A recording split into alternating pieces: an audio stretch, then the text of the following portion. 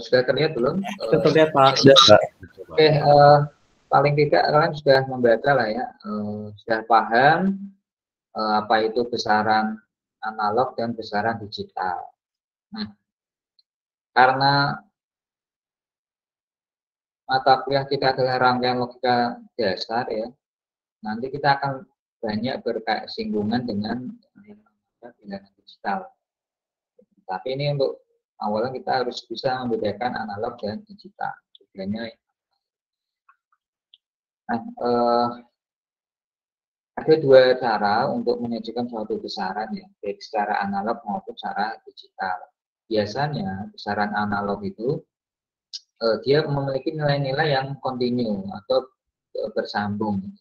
Sementara kalau besaran digital itu nilainya tersegmen nanti ya, terbatas-batas. Besaran analog dapat memiliki jumlah tak terbatas dengan nilai yang berbeda.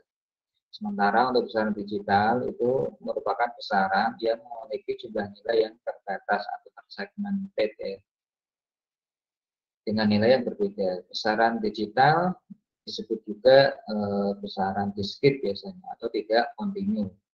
Jadi bedanya kalau analog itu kontinu bersambung, kalau digital diskrit atau tidak kontinu gitu kan.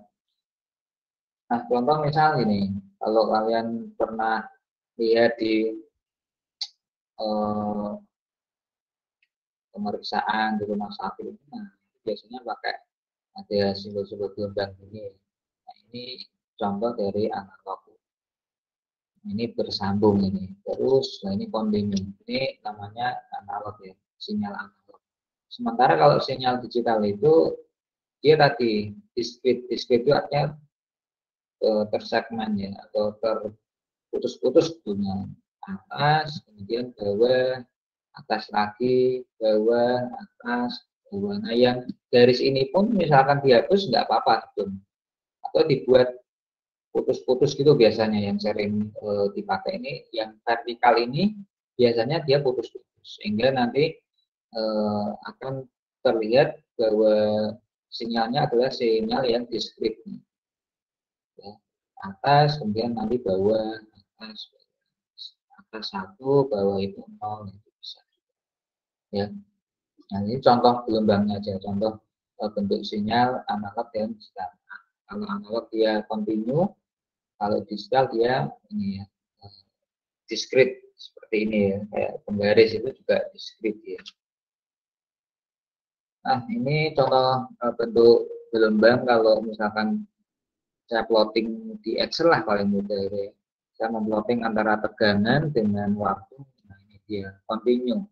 Nah ini namanya analog. Sementara kalau digital itu akan putus-putus ini ya. Jadi tidak bersambung. Sinyalnya akan terbatas-batas, akan diskrit. Contoh penggunaannya, nah ini dulu kita pakai speedonya masih analog, sekarang sudah pakai digital semua kalau di motor ya, atau di kendaraan itu. Ini masih analog pakai jarum, nah, sekarang sudah digital. Dulu termometer juga masih analog, sekarang sudah banyak yang menggunakan digital. Jadi kenapa harus digital? Itu lebih ini saja sebelumnya, lebih presisi ya, nilainya lebih benar. Nah, keuntungan menggunakan teknik digital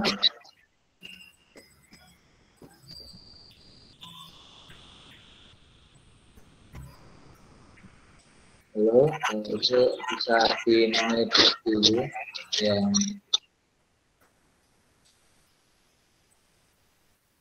yang bersuara itu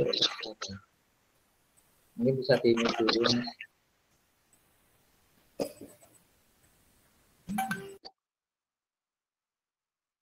Oke, saya lanjutkan ya, kembali ke sini. Nah, teknik digital itu biasanya lebih mudah untuk dibuat desainnya ya. Untuk menentukan nilai arus tegangannya itu sebetulnya tidak terlalu presisi, nggak masalah gitu. Karena kita hanya menggunakan rank tinggi atau rendah, di atas atau bawah gitu kan. Nah, ini lebih memudahkan. Kemudian dalam bentuk penyimpanan, informasinya lebih mudah untuk disimpan. Misalkan sekarang banyak sekali ya teknologi penyimpanan, misalkan menggunakan cloud, ya, Google Drive, gitu, termasuk nilai-nilai model-model digital ya. Ketepatan dan ketelitiannya atau presisinya lebih bagus. Kemudian mudah dioperasikan ya, ketimbang penyimpanan yang kemudian rangkaian digital lebih sedikit terpengaruh oleh draw, noise. Ya. Jadi gangguannya itu minim. Lalu rangkaian digital dapat dibuat dalam bentuk yang seminim mungkin, misalkan IC atau chip seperti itu. Nah, itu keuntungan dari teknik-teknik digital. Dulu orang menyimpan menggunakan memori yang besar sekali ya, tapi sekarang orang bisa menggunakan chip ya, flash disk yang lebih kecil lagi sekarang ya. Semakin berkembang lah. Dulu flash disk terbatas ya, hanya berapa MB lalu berapa giga, sekarang sudah sampai tera. Nah, tapi kelemahannya juga ada ya untuk teknologi digital itu. Salah satunya yaitu dalam sistem digital itu sesungguhnya aslinya ya nilai-nilai yang bersifat analog juga. Jadi dalamnya itu ya hal yang analog, tapi dia didiskretkan, diputus-putus, disegmentasikan. Sehingga kebanyakan besaran-besaran fisik di alam merupakan besaran analog. Dan besaran-besaran inilah yang menjadi masukan atau luaran yang kemudian akan dimonitor melalui operasi atau kontrol pada sistem. Nah, keuntungan lain dari teknik digital dengan luaran dan masukan yang analog tadi ya, setidaknya ada 3 langkah yang bisa diikuti ya untuk memperoleh keuntungan yang maksimal. Misal yang pertama, kita bisa mengkonversikan atau merubah dari analog ya, besaran fisik ke bentuk digital. Jadi nanti ada konversi. Nanti ke bab 2-nya itu kita akan bicara tentang konversi lah ya, dari sistem hexadesimal ke biner. Kemudian memproses informasi yang digital, lalu luaran digital yang dihasilkan dikonversikan dalam bentuk analog. Ini timbal balik antara analog dan digital itu bisa saling dikonversi sebenarnya. Dan sekarang sudah canggih ya. Misalnya kita mengkonversikan suara kita dalam bentuk rekaman, sudah teknologinya digital semua. Sistem digital hanya mengenal 2 kuantitas untuk mewakili 2 kondisi yang ada. Kuantitas tersebut disebut dengan logika. Jadi ke depan nanti kita akan banyak berkaitan dengan bilangan biner 1, 0. Angka 1 mewakili hidup, angka 0 mewakili mati. On off lah ya. On 1, kalau off berarti 0 ya. Logika 1 mewakili hidup, logika 0 mewakili kondisi mati. Sehingga bentuk gelombang pada sistem digital hanya mengenal 2 arah, yaitu 1 atau 0. Atas atau bawah tadi ya. Atas 1, bawah itu 0. Yang vertikal ini boleh dihilangkan sebetulnya. Atau dibuat putus-putus juga nggak masalah.